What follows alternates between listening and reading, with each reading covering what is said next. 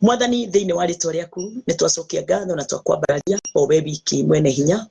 Uhoti wothe ni waku, hinya wothe ni waku, thayu wothe ni waku, utugi wothe ni waku, irathimo ciothe ni ciaku muthamaki. Ithuĩ nĩ gũka tũrokire tũrakora maũndũ mothe mekĩkĩte, tũikaragĩra wĩra mũthiru na tũkahotana igũrũ rĩa maũndũ mothe nĩ tondũ Jesu witũ nĩ ũtuĩkĩte kĩhingo kĩrũmu. Nĩ wega nĩ tondũ thayũ ũrĩa Mwathani Ngai Baba ũtamenyekaga ũrĩa ũtariĩ, Baba witũ Jesu ũrĩa ũtonekete kũrĩ andũ. Mwathani mwega na mũigua tha Jehova nĩ wokire gatagatĩ-inĩ gaitũ Mwathani, kũringana ona kiugo gĩaku thĩinĩ wa ibuku rĩa Jeremia 30 kuma mweri wa 8 muthamaki witũ Jesu nĩ nyonete ukiuga atĩ ũrĩa ũgatũma nĩ ũkamatumĩra mũteithia ũrĩa ũkamaruta mũtĩ wa ngingo ona amacoke amohore mĩnyororo ĩrĩa yothe mohetwo nayo. Ũgacoka ũkoiga atĩrĩrĩ, nake ũcio mũteithia agakorwo oimĩte thĩinĩ wa nyũmba ya Daudi. Nĩ gũkena ndĩrakena nĩ kũmenya nĩ Jesu Kristo ũrĩa tũrarĩkirie gũkora arutĩte wĩra wothe ngoro-inĩ citũ na meciria-inĩ maitũ Mwathani, agatuohora mũtĩ wa ngingo, agatwehereria kĩrumi, agatwehereria mathĩna, agatwehereria ruo na kĩeha. Mwathani witũ Jehova Ngai wa matu-inĩ agatuhonia ona agatũhe kĩrĩgĩrĩro kĩrĩa gĩtathiraga na agatũhe wendo gatagatĩ-inĩ gaitũ Mwathani Ngai Baba tũkegwatĩra.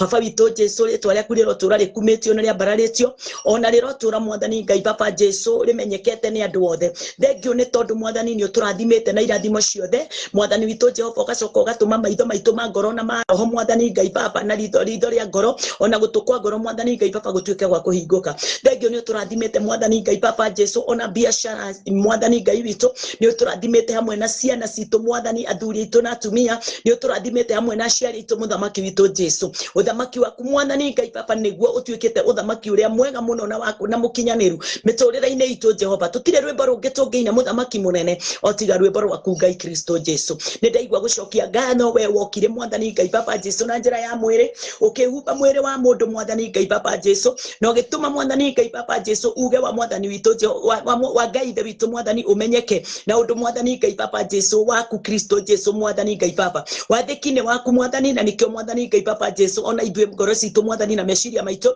cireciria o gwathĩka Mwathani na gũkinyanĩria wendo wa Ngai witũ muthamaki gũkũhĩtũkĩra Kristo Jesu. Nĩ wega nĩ tondũ wa gĩkuũ kĩa mũtharaba, nĩ wega Mwathani Ngai Baba nĩ tondũ wa kũrekerwo mehia, nĩ wega nĩ tondũ wa maũndũ marĩa Mwathani ũratũma tumbũre mũthenya wa ũmũthĩ Mwathani me mama Jesu witũ na Mwathani witũ Jehova. Ũhonokio ona ũthingu na ũhoro wa maciumaga kũrĩ we, na nĩkĩo Mwathani Ngai Baba ngũkũgoca. Ninakushukuru Bwana na ninakuinua kwa upendo na kwa utukufu na kwa mapenzi yako mema na ushirika wako wa Roho Mtakatifu pamoja nasi wakati kama huu tunahubiri, na wakati wowote Bwana Jehova Jire tumekaa na tunaangalia nafasi yote Bwana Jehova Jire kulingana na vile upendavyo. Ninakushukuru wewe Bwana kwa uwezo wote na kwa nguvu zote. Wakati huu ninanenea mioyo ya watu wengi Bwana Jehova Jire katika nchi yetu na katika nje ya nchi. Ninaomba Bwana Jehova Jire neno hili liweze kuwa msaada mkuu Bwana Jehova Jire katika maisha yao na iweze kuwabadilisha Bwana na kuwaelekeza na kuwaonyesha njia. Ni kwa sababu Bwana Jehova Jire kuwakanya na kuwainua,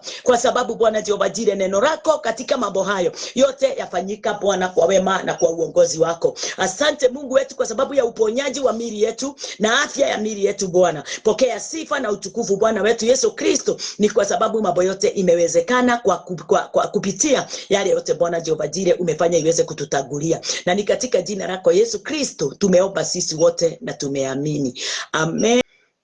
Mwathani arogocwo, ndina thayo wa Ngai na nĩ ahete moyo wa tene na tene, nĩ anjoheire mehia mothe magathira marĩa marĩ kuo na marĩa magoka. Waigua ndoiga amenisamehe dhambi zangu zote, yale ilikuwapo, yale iko na yale yatakao kuja.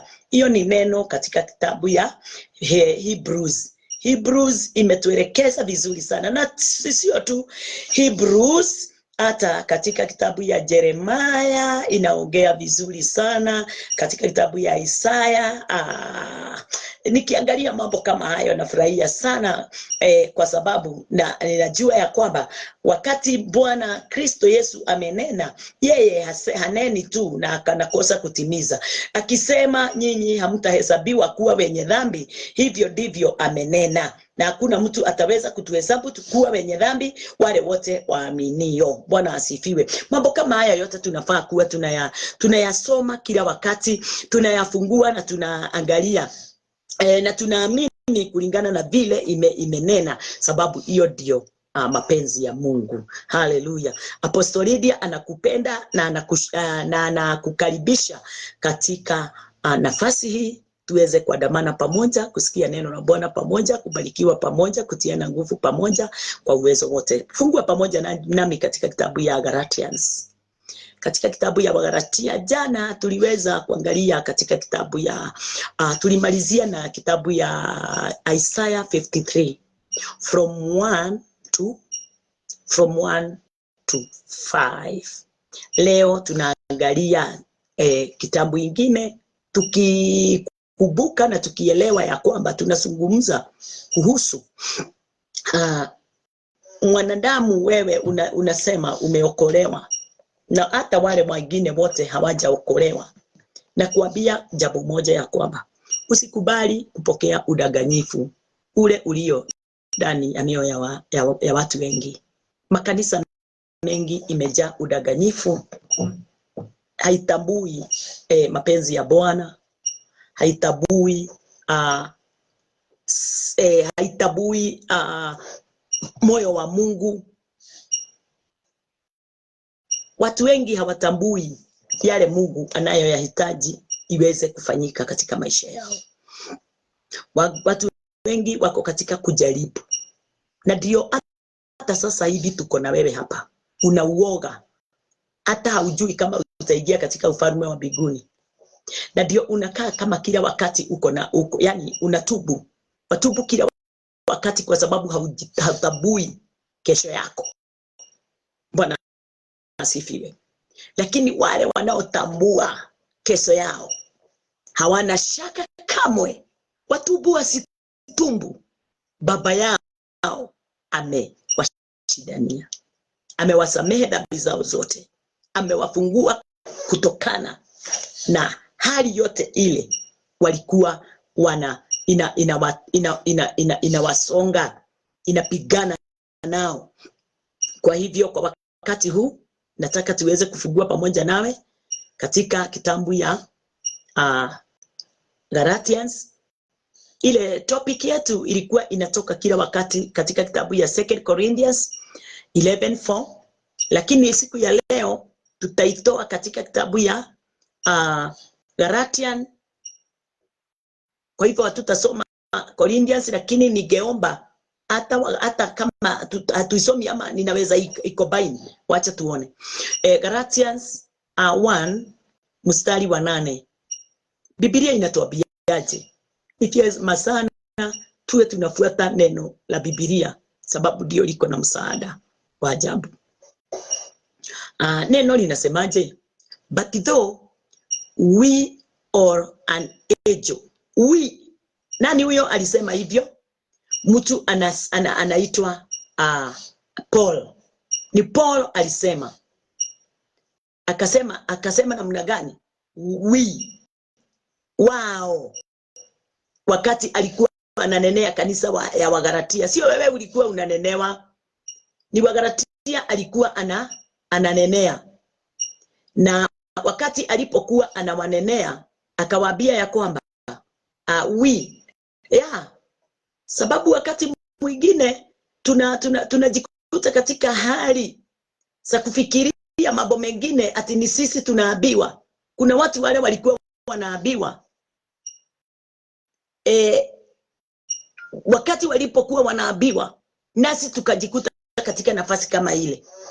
Tunachukua nafasi kama hii ya kuamini kulingana na vile waliponena, sababu hata sisi tunajikuta katika nafasi ile. Alikuwa anaongeleshea kanisa ya Wagalatia akiwaambiaje? But though we are an angel from heaven preach any other gospel unto you than that which we have preached unto you, let him be accursed. Bwana asifiwe. Ati lakini ijapokuwa sisi au malaika wa mbinguni, ati sisi au malaika wa mbinguni atawahubiri ninyi injili yoyote isipokuwa hiyo tulio wahubiri na alaaniwe. Tukikumbuka katika kitabu hiyo ya 2 Corinthians, na nitakifungua tu hapa, tuliona alikuwa anawaambia tu 11 form, anawaambia, for if he that cometh preacheth another Jesus, another gospel, another Jesus. Kumbuka katika kitabu ya Wakorintho, Paul alikuwa ananenea kanisa ya Corinthians, akiwaambia mtu yeyote yule akikuja na ujanja wa kuhubiri Yesu mwingine. Kwa hivyo hata Yesu ako na duplicates. Watu wengi wameondoka katika original, wameingia katika duplicates, na wanatembeza duplicates kwa mambo yale yote wanataka kufanya ndio waweze kujitoshelesha. Bwana asifiwe. Haleluya. Ati wengine wanakuambia omba maombi ya Baba wetu aliye juu mbinguni mara 100, mau mothe nie nihoete nginya mara 1000. Yes, na unafika mahali unasahau, usiku mzima unalala ukiomba uone kama utamaliza hiyo 1000. Hiyo ni Yesu mwingine. Umeondolewa kwa Kristo wa kweli, the original Christ, Son of God. Unaondolewa kwake, unapewa vitu zingine uweze kusiamini na kuziabudu. Na wakati ule unaposiabudu, wewe unafikiria unaabudu Kristo. Kulingana na vile umepelekwa na yule anayekufundisha. Anakuonyesha wewe unahubiri Kristo. Anakuonyesha hakuna mahali umetoka nje ya Mungu wala nje ya Kristo.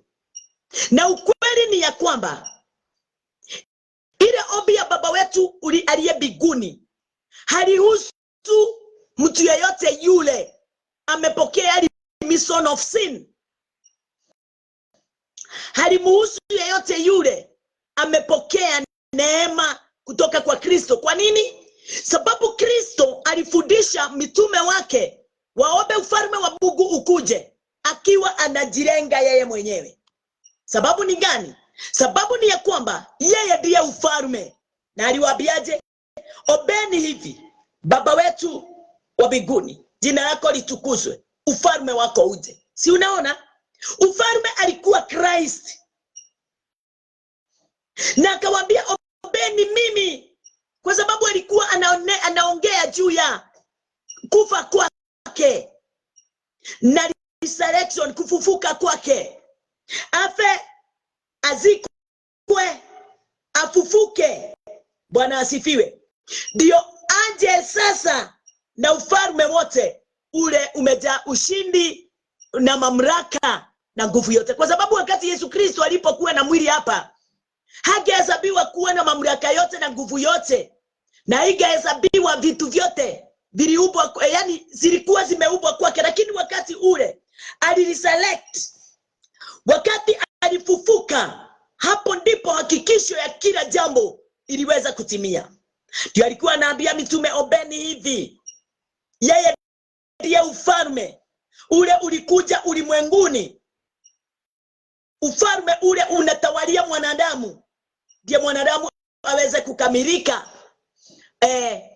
Ndio mwanadamu akamilishwe na kazi aliyoifanya ya kufa katika msalaba.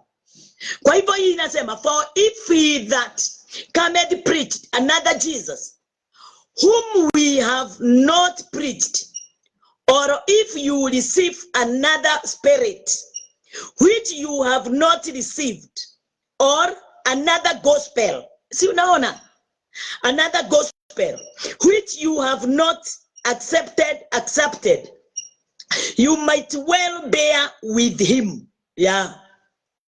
Maana yeye ajaye akihubiri Yesu mwingine, ambaye sisi hatukumuhubiri, au mkipokea roho nyingine msio mnayoipokea au injili ingine msioikubali, mnatenda vema kuvumiliana, mnatenda vyema kuvumiliana naye. Bwana asifiwe. Kwa hivyo katika hiyo Galatians, katika hiyo kitabu ya Galatians 1:8, ile tumeanza nayo topiki yetu ya leo, inatuambia kwamba inatuonyesha kwamba wakati unapoona mtu akikuja katika maisha yako na kukuletea injili ingine na Yesu mwingine na roho mwingine na injili ingine, ujue ya kwamba anakufanya kuwa, anakupotosa, anakuondoa katika imani ya Kristo Yesu, anakuondoa katika matendo ile imejaa ukamilifu ndani ya Kristo Yesu. Bwana asifiwe. Lakini ijapokuwa sisi au malaika wa mbinguni atawahubiri ninyi injili yoyote isipokuwa hiyo tulio wahubiri, na alaaniwe. Yule mtu na alaaniwe, yule anakuja kubadilisha Kristo yule wa kweli ndani yako. Yule anakuja kukuambia ate ombi la Baba wetu aliye mbinguni litafanya kazi kwa wakati tulio ndani yake sasa. Ilikuwa inafanya wakati ule Kristo Yesu hakuwa amekufa. But wakati ule Kristo alikufa, hiyo ombi halina kazi kwa mtu yeyote yule ameokolewa. Yeyote yule ameshaokolewa, lile ombi halina kazi tena. Kwa nini? Kwa sababu yeye ndiye ufalme, na ufalme alikufa, akazikwa na akafufuka. Namba 2, akaja. Yeye ufalme, yule aliyeshinda kifo na mauti, alikuja ulimwenguni na akajionyeshana kwa watu. Namba 2, yule aliye ufalme wa mbinguni ni Kristo Yesu. Alikufa akawasamehe watu dhambi zao, alifufuka, na wakati aliposhinda alifanya mwanadamu yule alikuwa ametenganishwa na Mungu aweze kumrudia Bwana. Yesu alihakikisha kazi yake imemrudisha mwanadamu katika nafasi ya uungu. Bwana asifiwe. Haleluya. Na ndio lile ombi linasema, na utusamehe dhambi zetu kama vile tunasamehe wale wanaotukosea. Yesu alitusamehe dhambi zetu miaka 2000 imepita. Ametusamehe dhambi zetu. Kwa hivyo siku ya leo hakuna ombi lingine la kusamehewa dhambi tunaliomba. Alitusamehe mara moja ya kutosha. Alitusamehe dhambi zetu zote. Alituokoa na kifo. Bwana asifiwe. Kifo kile kilikuwa kinalia ndani yetu na na utumwa ule ulikuwa ndani yetu. Kristo Yesu wakati ule alikufa, akazikwa na akafufuka, alituondolea hayo yote, alitufungua na hayo yote. Kwa hivyo mtu yeyote yule anakuja kukuambia ya kwamba ati wewe ati ukifanya hivi na hivi Kristo atakuja maishani mwako kwa njia ingine mpya, na kuambia hakuna upya wowote utaonekana Yesu akikuja nao. Alikuja na akamaliza kazi yote na akafungua watu wote, na sasa sisi sio wenye dhambi, sisi ni wenye haki. Na sio mimi tu nasema, mpaka wewe. Ni vile haujaamua, kwa sababu uamuzi unatoka ndani yako. Ukiamua kuitwa mwana wa Mungu, utaitwa na njia gani? ya kukubali hiyo kazi Kristo Yesu aliyoifanya msalabani. Aliwaokoa watu wote kwa hali yoyote ile ilikuwa imewapinga kujuana ama na kuandamana na kutenda kazi ya Mungu. Bwana asifiwe. Haleluya. Wewe umefunguliwa, wewe umeokolewa, wewe unaitwa mwana, wewe ni mmoja pamoja na Kristo. Kwa wakati wowote utadumisha kile uliweza ulipokisikia na mitume, kile ulipokisikia na mitume, kile ulipokisikia na manabii, kile waliweza kutambiri katika Genesis to Malachi, kile mitume wametuhubiria, kile Yesu alituhubiria. Hiyo ndio tu njia moja, sababu Kristo na prophets na apostles wamehubiri injili moja. Hawajafuhubiri injili tofauti, wamehubiri injili moja. Na injili ile wamefundisha ni kuonyesha ya kwamba Kristo Yesu ndiye mwana wa Mungu. Yeye aliyekuja kwa mwili, alivaa mwili wa mwanadamu. Haleluya. Na baada ya miaka 3.5 alikufa, akazikwa na akafufuka. Na baada ya kufufuka alifanya ulimwengu wote, mwanadamu aliye katika ulimwengu wote, kuwa mwenye haki kwa matendo yake yote ya dhambi. Akasema katika kitabu ya John ya kwamba yote imekwisha na haitakumbukwa tena milele. Watu wa Mungu, nataka kumwambia, kama hauhubiri wala hausikilizi injili ya kazi ya Kristo Yesu, na kuambia wewe uko katika John 5:39 tukisoma.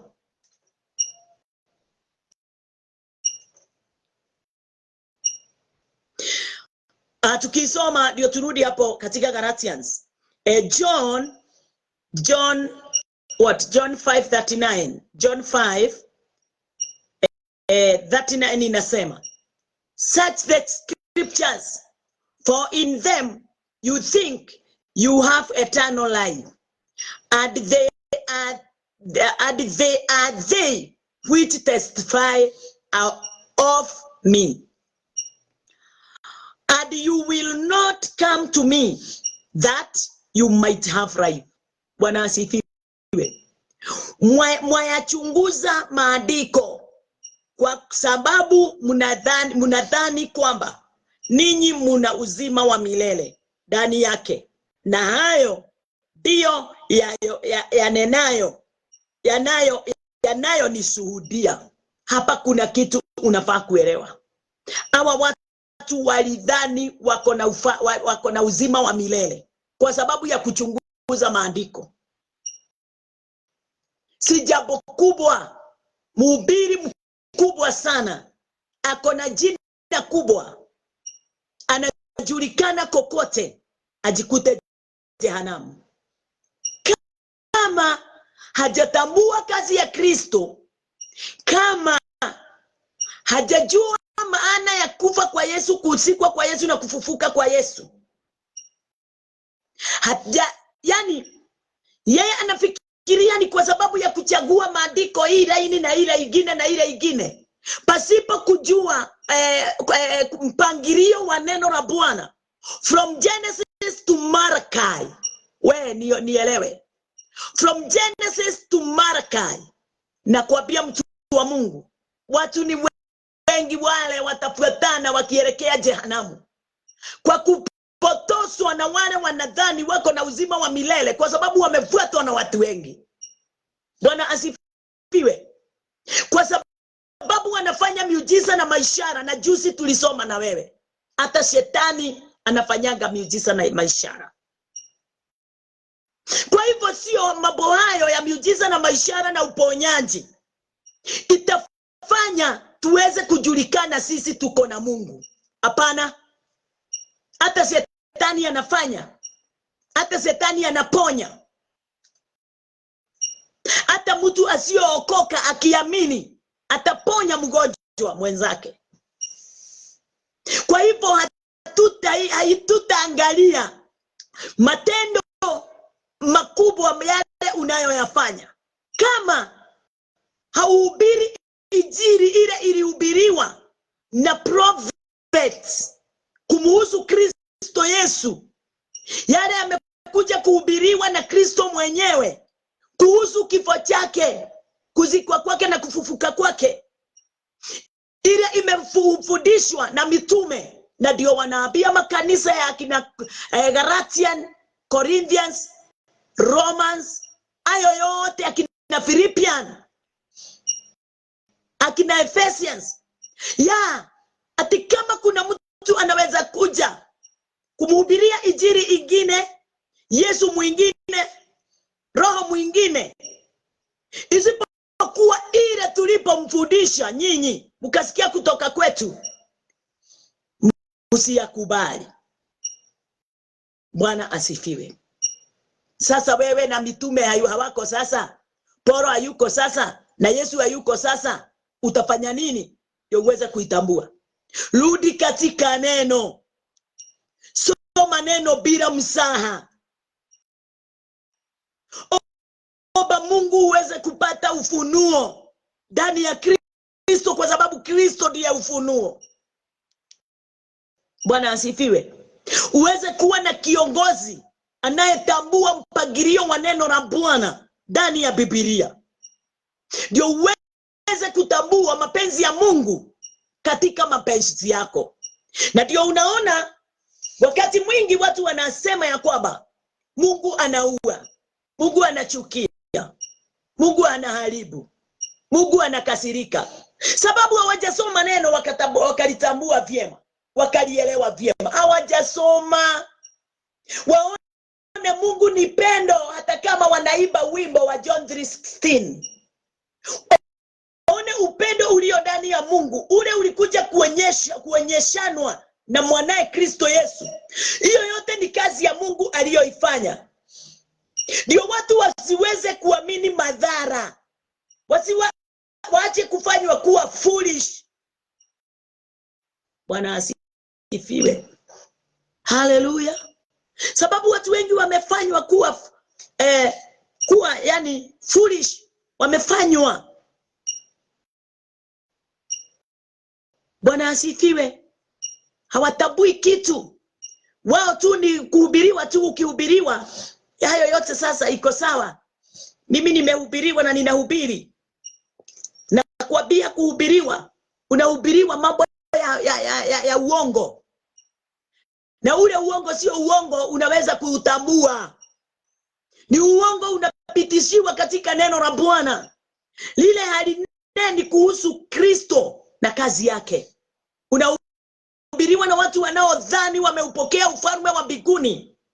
Na lile neno wanalolifundisha, wakikuambia utubu, wakikuambia uinue mikono mvute roho wa Bwana kutoka mbinguni, ni kama wewe ndiye uko na uwezo kuliko roho yule anayekutawalia, hata wakati wakati haukuwa unamjua. Bwana asifiwe. Haleluya.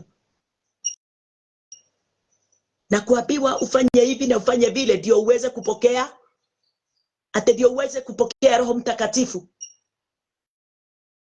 Unarudia nyuma ya watu dini zile wanaongea.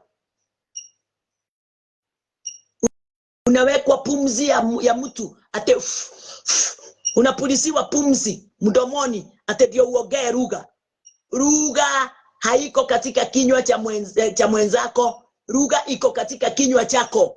Fungua mdomo, achilia kile kitatoka katika mdomo wako. Kwa imani utaweza kuinena lugha. Sio kitu ya kuambukizana, ni kitu ya kusoma Biblia na kukielewa, kwa sababu hakitokagi kwa mtu. Biblia inatuambia ya kwamba katika kitabu ya Acts, wakati mitume walikusanyika mahali pamoja, Roho wa Bwana alitoka biguni kama davu. Akaja ndimi za moto, zikaja zikaangukia kila mmoja, na kila mmoja wao akaongea kwa lugha. Hata kama ni types and sandals, mambo ya kusema davu na mambo ya kusema the ndimi za moto, ndimi hizo za moto ziko ndani ya kinywa chako wewe. Hakuna kitendo hata moja wala malipo hata moja unafaa kuyalipa, wala hakuna kitendo unafaa kukitenda. Ni kufungua tu mdomo. Ufalme wa Mungu ule aliyouleta ulimwenguni uweze kuwa na utawala ndani yako. Hallelujah. Katika kitabu ile tulikuwa tunasoma ya Galatians 1:8 inatuambia ya kwamba, inatuambia, as we said before, so say I now again, if any man preach any other gospel unto you then that you have received, let him be cursed. Imerudiwa mara ya pili. Kama tulivyotagulia, walitagulia. Yeyote yule anahubiri sheria amelaaniwa. Hivyo ndivyo hata Timotheo inasema. Yeyote yule anahubiri sheria ile ilikuja na Musa, commandments hizo zote, ile 10 commandment na ile 6:13, hizo zote zinakufanya kuwa full, na unafanyika kuwa false preacher, false teacher. Sababu Kristo alisimama kwenye nafasi yote ya sheria, Biblia inasema, akaifikisha mwisho. Yeye akasimama katika mwanya wa kuonyeshana utukufu na mamlaka ya Mungu kwa imani. Bwana asifiwe. Haleluya. Kama tulivyotangulia kusema, na sasa nasema tena. Walitangulia, hata sasa wanasema tena. Mtu awaye yote akiwahubiri ninyi injili yoyote isipokuwa hiyo mlioipokea, na alaaniwe. Bwana asifiwe. Wewe kazi yako ni kukibiria mambo yale yanaonekana kama ni mioto inawaka,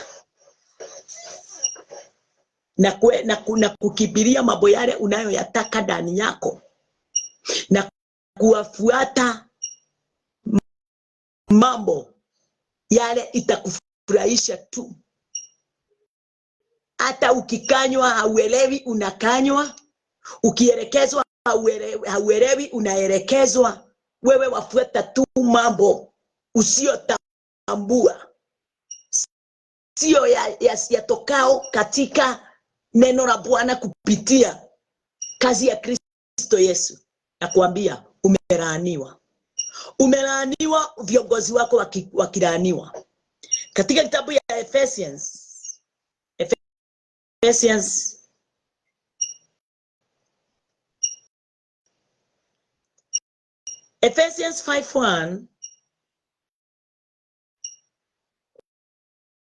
5:1 inatuambia, be ye therefore followers of God as dear children.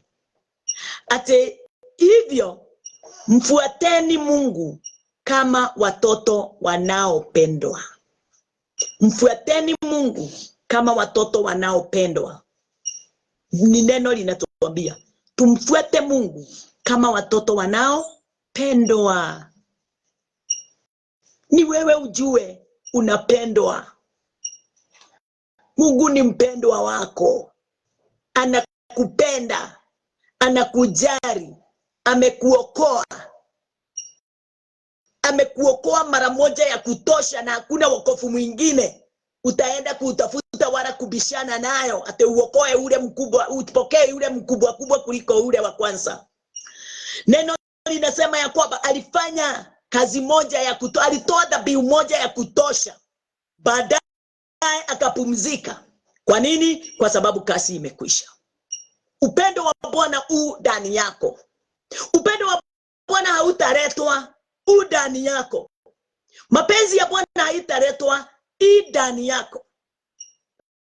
Wewe sasa ni kuamini neno, ni kulisoma neno na kuliamini na kutamani kufanana na hilo neno, ndio ufanane na Kristo. Na ndio unaambiwa kuandika neno. Hivyo mfuateni Mungu kama watoto wanaopendwa. Wacha kujiona kama Mungu akufikirii, hakupendi, hakuelewi.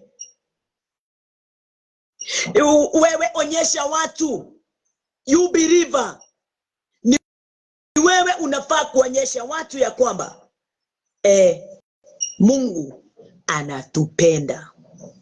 Wewe ndiye unafaa kuonyesha mtu yeyote. Mimi ndio ninafaa kuonyesha Mungu anakupenda. Mungu anakujali. Umesamehewa dhambi. Umeokolewa mara moja ya kutosha. Hauna dhambi kamwe. Hakuna kazi yoyote wewe unafaa kuifanya. Alifanya yote alifanya yote ndio akusimamishe na uweze kuwa na uwezo na nguvu na kufanya mapenzi yake. Katika kitabu gani tena? Kwa hivyo tembea katika upendo. Tembea katika upendo. Galatian 4. Wagalatia 4. Katika kitabu ya Wagalatia 4, Galatian 4. Galatian 4 what? 4:6. Galatian 4:6 inasema, and because you are sons, God hath sent forth the Spirit of his Son into your heart, crying, Abba, Father.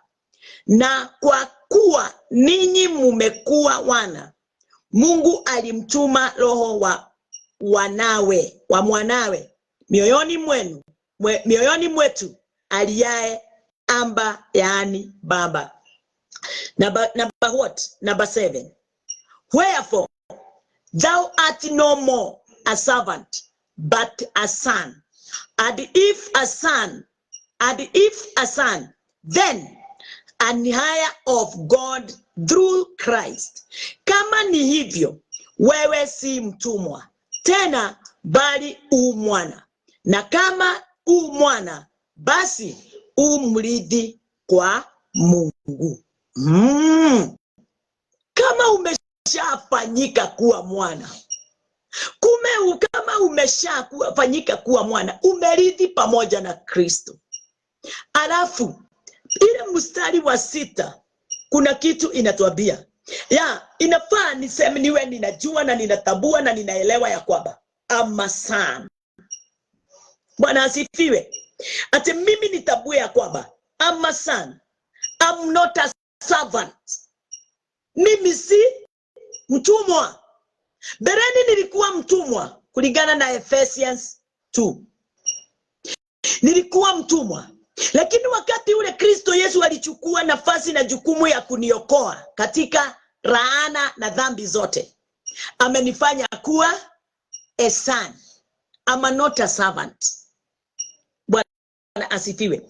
Mahali pale nikiangalia watu wa Mungu, ninaona mambo mengi sana katika ile mstari. Yakinena nini? Yanasema ya kwamba mstari huo wa 6. And because you are a son, God had sent forth the Spirit of his Son. Hakuna mtu apokeaye Roho Mtakatifu kama hajafanyika kuwa mwana. Roho Mtakatifu anakuja katika maisha ya mwanadamu wakati amepokea ukuwa son. Bwana asifiwe. Na sio ate usione kama ni gumu. Watu wengi wananena mpaka kwa lugha, lakini hasijatoka kwa Mungu. Ujue ya kwamba hata tukiangalia na wewe katika neno tunasema kuna Holy Spirit na kuna evil spirit, na kila spirit iko katika nafasi yake, iko na mafundisho yake. Kwa hivyo si jambo kubwa wewe usiojua kazi ya Kristo kuongea na lugha. Wewe usiojua kazi ya Kristo utaongea tu na lugha. Lugha ya wapi? Ya huko. Ya huko umefundishiwa. Sababu Kristo ndiye ako na Holy Spirit. Kristo ndiye apeanaye Roho Mtakatifu wa Mungu. Mungu ndiye apeanaye Roho Mtakatifu kutoka kwake kupitia mwanae Kristo Yesu. Sababu moja, Kristo ameshatufanya kuwa wana wa Mungu. Tukifanyika kuwa wana wa Mungu, Biblia inasema katika kitabu ya John, wakati tutakayempenda mwana, Mungu na Roho Mtakatifu watajikusanya wote pamoja na Kristo, na watakuja kutengeneza kituo ndani yetu. Na kutoka hapo Roho Mtakatifu ataweza kuwa msaada katika maisha yetu, atatusaidia. Kwa hivyo pasipo kupokea kuwa son, hauwezi kupokea Roho Mtakatifu. Haleluya. Roho Mtakatifu ule utokao ndani ya Mungu, kwa Mungu kumpitia mwanae. Kuna ile ingine evil spirit, ile haineni mapenzi ya Mungu, kwa sababu umefundishwa na njia zingine, umefundishwa mambo mengine ya kwamba, haleluya, pasipo kutubu kwa kila wakati hautafanya nini? Hautasamehewa dhambi zako. Kwa hivyo kila wakati unakuanga na dhambi. Roho Mtakatifu hawezi kama hali kuna dhambi. Kwa mtu anatubu wakati wowote. Kwa sababu kutubu ni mara moja ya kutosha. Yesu alikufa mara moja na mambo yote ikageuka.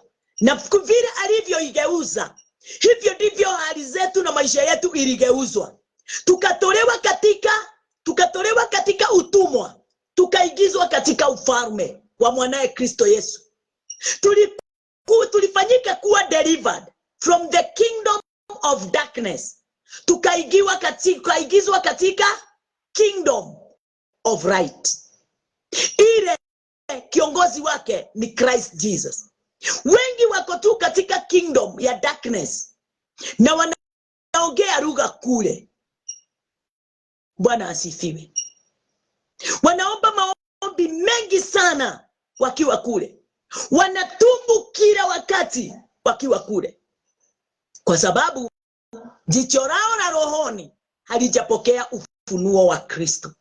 Wakati jicho lao la rohoni litaweza kufunguliwa, lione vyema, wataweza kutambua mapenzi ya Bwana. Hawatatazamia Mariam aweze kuwaombea. Hawatatazamia Mariam aweze kuwaombea. Sababu Mariam kazi yake ilikuwa moja tu, na ndio hatukumbuki kwa njia nyingine yoyote ile, ya kubeba Kristo. Kumbeba Kristo. Haleluya. Na kazi yake ikakwisha.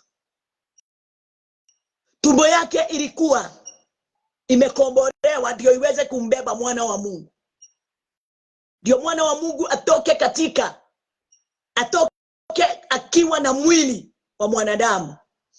Bwana asifiwe. Hii ni siri kubwa, na ninaamini ya kwamba siku moja tutakuja kutambua mambo haya kinagaubaga. Ndio tuweze kutambua. Haleluya. Shadows, signs and shadows. Tutaweza kuyaangalia vyema, tuweze kujua mambo haya ilifanyika namna gani, na siku yake ikikuja tutaitangaza tu hapa. Haleluya. Bwana asifiwe. Mwathani arogocwo. Wale wanaofuata kazi ya mtu mwingine sio ya Kristo. Imani yao iko kwa mtu mwingine sio kwa Kristo. Wao hawamjui Mungu na hawatamjua Mungu. Watakaa katika nafasi ya kuwa foolish. Macho yao itakuwa tu damned. Hawatatambua na hawataona, hawatasikia. Hata wakisikia hawataelewa, wakiona wakiangalia hawataona. Hata wakijaribu kutoanisha kwa mawazo yao hawatatambua kitu hata moja. Bwana asifiwe. Kwa hivyo mtu wa Mungu, ni vyema sana kutambua na kuelewa mapenzi ya Mungu na kusoma neno na kuliamini neno vile lilivyo. Usiongeze neno mawazo yako itapinga imani iliyo ndani yako. Tuangalie neno lingine ndio tuweze kufunga siku ya leo. Tuangalie katika kitabu ya Galatians. Katika kitabu ya Galatians 5. Nataka tumalize na hiyo 5:22. Galatians 5:22. But the fruit of the Spirit is love. Pale juu mnakumbuka tuliambiwa mambo ya love. Ati wale wote walio ndani ya Kristo ni lazima waonyeshe Kristo. Na kuonyesha Kristo ni kuonyesha upendo. Yeye alikuja na upendo. Bwana asifiwe. Yeye alikuja na upendo na hakuna kitu kingine alipokuja nacho. Alikuja na upendo. Na ule upendo alipokuja nao, ule upendo unaonyesha kazi ya Kristo, kazi ya Mungu Baba.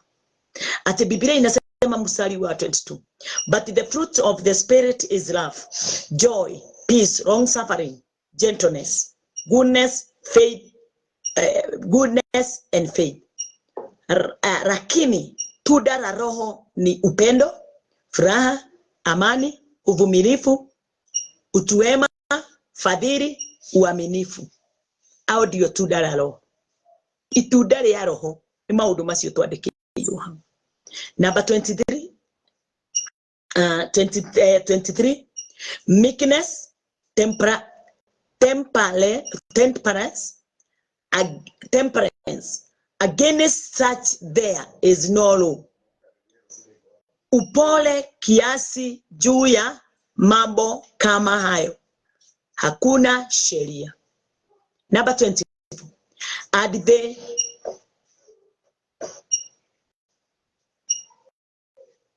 And they that are Christ's have crucified the flesh with the affections and lust. Na hao walio wa Kristo Yesu wameusulubisha mwili pamoja na mawazo yake mabaya tena tamaa zake. Number 25. If we live in the Spirit, let us also walk in the Spirit. Tukiishi kwa Roho na tuenende kwa Roho. Bwana asifiwe. Let us not be desirous of vain glory, provoking one another and envying one another.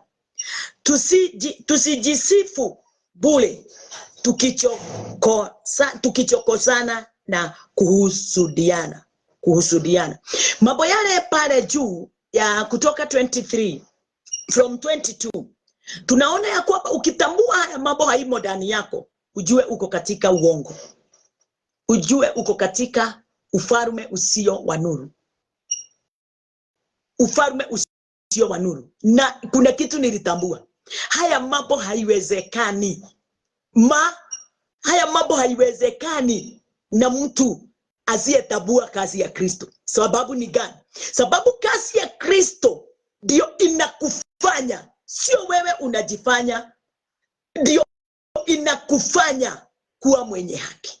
Kazi ya Kristo ndio inakufanya kuwa haki. Kazi ya Kristo ndio inakufanya kuwa haki. Bwana asifiwe. Na wakati inapokufanya kuwa haki, unakamilika, unakombolewa, unasimama, unakuwa katika nafasi ya neema ya Mungu. Acha tuombe. Bwana wetu Yesu Kristo, ninakushukuru na ninakuinua. Pokea sifa na utukufu. Mapenzi yako Bwana ni makuu na ni mema. Umetutangulia kwa uwezo wote na kwa nguvu zote. Umetuhubiria kwa neema. Asanti kwa sababu sisi hatutakupima na njia yoyote ile. Sisi twajua ya kwamba wewe ndiye Mungu wetu. Wewe ndiye nguvu zetu. Wewe ndiye mfalme wetu. Wewe ndiye Bwana, ulitusamehe dhambi na dhambi zote zikafika mwisho. Asanti ni kwa sababu mambo yote yawezekana. Kwa wale wote waaminio, hakuna jambo litakalo simama iwapinge, ni kwa sababu wewe umetenda mambo yako makuu na yenye uwezo. Asante Mungu wangu na Baba yangu, kwa wakati huu tukienda katika mambo mengine yale iliyo mbele yetu, na kushukuru nikijua ya kwamba mfalme, wewe ndiye nguvu zetu na wewe ndiye uwezo wote. Umetuombea na ukatuficha katika mkono wako hodari, ukatufunika kwa uvuli wa wema wako. Sisi tuko ndani. Asante Mungu wangu na Baba yangu, kwa uwezo wote na kwa utukufu, na ni katika jina lako Yesu Kristo tumeomba na tumeamini. Amen.